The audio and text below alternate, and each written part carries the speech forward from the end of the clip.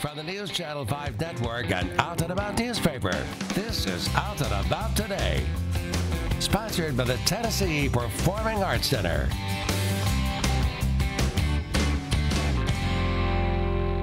Hello and good evening. I'm Brent Meredith. Welcome to Out and About Today. We've got a big show for you tonight. Chuck is joined by two of the Tennessee attorneys who went to the U.S. Supreme Court in the historic battle for marriage equality. And Pam gets us an update from Austin Peay State University's Gay-Straight Alliance. But first, I'm leading us in another opinion-seeking buzzabout, and I'm joined by my co-hosts Chuck and Pam. And Zach is back with us again tonight. We love your opinion, Zach. Thanks for being here. Thank you. Stir it up for us. That's right. It's Stir often it up, wrong, please. but you know we like it. Oh! Well, on that note, let's get started. So it's May. We've had a couple of races or elections this month. The referendum for the transit and the primaries have happened. We're taping early, so we don't know the outcome of that just yet. But we've also got a mayoral race on the 24th of this month. And I'm curious to know, who are you guys voting for? Have you been following this? You know, what do you think, Chuck? Okay, well, a lot of times I wouldn't just come out and say who I vote for. Yeah. I just don't normally do that. But in this case, I will, because I'm so excited for the possibility. I think David Briley, I'm going with him. The fact that he's been there. You know, I know we were talking before we went on. You almost need some stability, and I think we all kind of agreed with that. So I think it makes a huge difference. Pam, you're shaking your head. Yeah, I totally agree. Chuck always tries to steal my thunder and my opinion. David Briley's the only one to vote for out of the cast of characters of 14 and there's quite of how a few many. Casts, yeah. And I just want to make everybody aware in our community, because these things are important, about will we be thought of, represented in different committees and appointments. Sure. And just recently, David Briley appointed our very own Lisa Howe to the Minority Business Advisory Council. Of course, she's the she's not the CEO now of the Gay Chamber. And so he's got a history, you know. He was very good. He's been very good, consistent with our community. Well, and we've seen him at events for years. I mean, he's come to Pride. Right. He sat at our table at the Chamber Awards last year. I mean, he's been there. He's been that stable figure. Right. One thing I'm curious to know, because of what happened with Megan, and we've talked about that on here before, Mayor Barry. Zach, do you feel like that would hurt him at all, having been seen as sort of part of the time she was there, or do you feel like he's independent enough and been around long enough outside of that? I think that there's going to be a lot of people that be like, oh, we gave her a chance and look what happened, so now we can't support anybody that was like on her team, because they think the same things are going to happen. Well, similar to the referendum and what people are saying about that, and she came up with the plan, and now she's a convicted felon. But does that affect you at all? I mean, you obviously don't. I mean, you see through it, right? It doesn't affect me at all, because I still love Megan Barry more than anybody. So I'm totally David Briley, and I just really hope he fixes 440. There you go. That's a good point. Yeah. Woo, you got that plug in.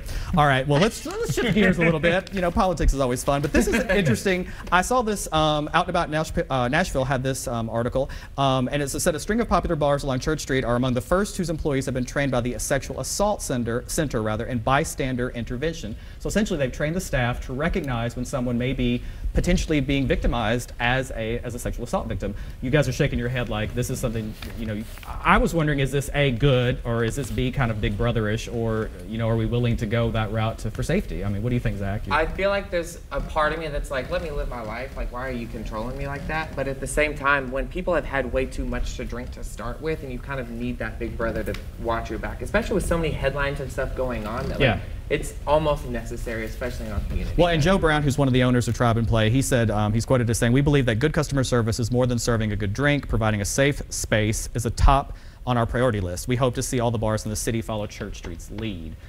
So clearly they're committed to making sure people are safe. Pam, you got any thoughts? I think it's great. I think it's wonderful that some of the bars that have been so good to our community, the gay bars, are the first ones to step up and set the tone and the lead. I think it's great. Does it set any kind of message that maybe we need this service more than other bars, or is that just they're just the Brent, first? Where are you going with that? No, I'm just asking. No, I don't think it does. But I also think that it's important too, because we've had some attacks in our community. We have. And down Church Street, and I think it's good to kind of know what you should do in that situation if you're with somebody. I mean, this is great training. And just for the record, I am for it. I was just trying to play devil's advocate, but I do think it's a good idea for people to, watch out for one another. I mean, So next topic, switching gears kind of altogether. We've talked about Love, Simon on the show before. We've talked about a lot of the entertainment outlook and a lot of the gay positive and I've seen it 3 times, and I loved it each time more and more. I've seen it twice, just twice. Oh my! We need to step up our game here. I know. Well, then I think you're going to find this interesting, and I'm sure you've read the article. But this story on BuzzFeed News, which caught my attention, it said popular gay media is still focusing on straight acceptance rather than celebrating queer difference. Do you feel like that applied to this particular movie? And they also talk about the new queer art for the straight guy, if you have a point of reference there. Zach, what do you think? I mean, I just think that, like, more than anything, that general idea is creating a sense of normalcy so that people think that being gay is normal now. And so that's kind of where they're going with it. But I hate the idea of, like, pressuring people to be normal, whether you are gay, straight, whatever. Yeah, or whatever that view of normal, they have to be sort of the main character, because they also go on to talk about the African American friend to Simon, who's in the show, who's in the movie, who's the only out gay kid to begin with, and he is a little bit more feminine, a little bit more flamboyant, and saying, you know, he couldn't be the star of the movie because he's not normal enough. And in this story, he takes more harassment too. He does. You know, and I will say, Becky Abertale, who wrote the book, Simon versus the Homo Sapiens Agenda, I mean, to me, that was just her story, you know, on this, and there's all these different stories, but I would love it if maybe she or another author wrote about that secondary character and brought them to the forefront. Well, and I think that's the question that you brought up earlier. Would people go out and see the movie and love it? Right. Right? That's a good right, question. and if we're trying to reach a sort of broader, and again, I hate the word more normal audience, are they going to go see that? I don't know. Maybe they will. Have they been given the chance? Well, maybe it's step by step, you know, in small steps. I did want to mention something too.